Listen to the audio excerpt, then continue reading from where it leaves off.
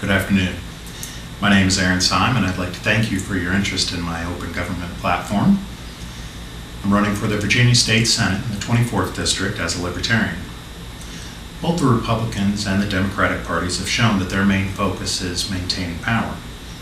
Neither of them have a strong incentive to open government to scrutiny, and leaders of each party, at least when they're in the majority, will try to reduce public scrutiny of their actions and reduce their accountability.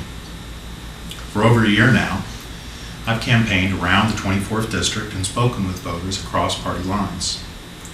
Spoken to Republicans, Democrats, Libertarians, Independents, and a lot of people who feel so disconnected with our system of governance that they don't even bother to vote.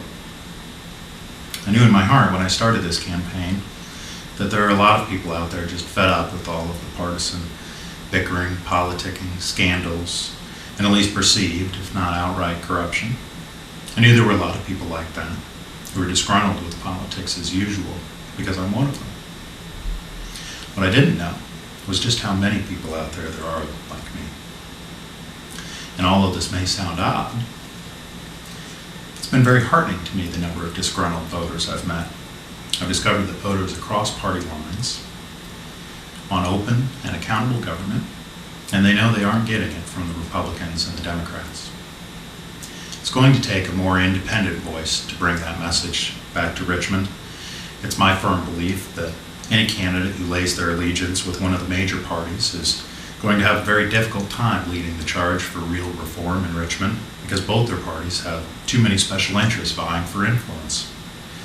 My open government platform consists of the following planks, which together I hope, and I believe, will help open up our government to the citizens again, and will help grassroots activists have more influence in Richmond.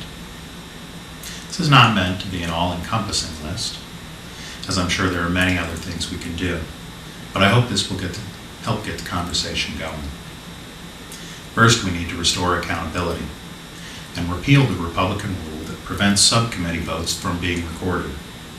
This rule has made it hard for voters to analyze who voted for or against bills they supported, because so many bills are killed in committee. As a grassroots activist in Richmond, I've heard how the General Assembly leadership sends bills they don't want to specific subcommittees where they know those bills will be killed. And members of that subcommittee face no accountability to their constituents because their votes aren't recorded. This isn't just Republicans killing Democratic bills or vice versa. Sometimes it's Republican leadership quietly killing controversial bills they know their base supports, but which they don't want to have to put before a recorded vote.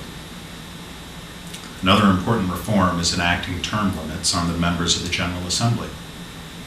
I've had the opportunity to get to know more members of the General Assembly over the last few years, and it's my belief that they're generally good people who go to Richmond with good intentions.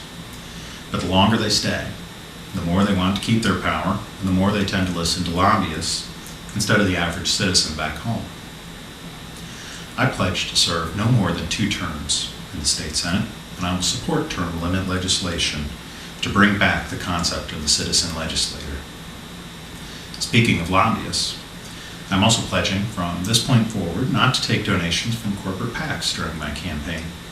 I think it's a good thing that Virginia election law allows unlimited donations, but with strong disclosure laws.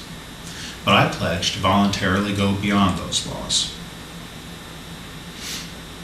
When advocating for the rights of small farmers in Richmond, I've seen this way that corporate lobbyists hold over many of our legislators.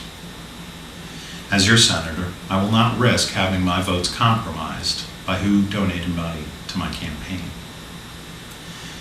I've been to Richmond before advocating for citizens' rights on issues like property taxes, farming, and property rights.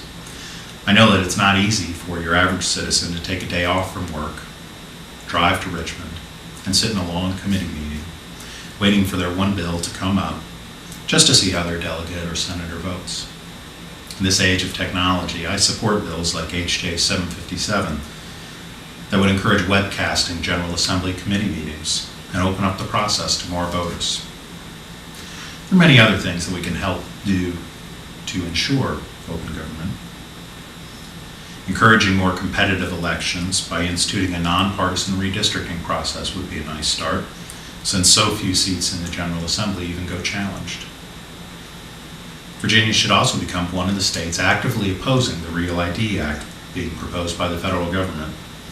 This proposal would cost the states hundreds of millions of dollars in compliance costs with no real benefit and with significant risk to your personal privacy.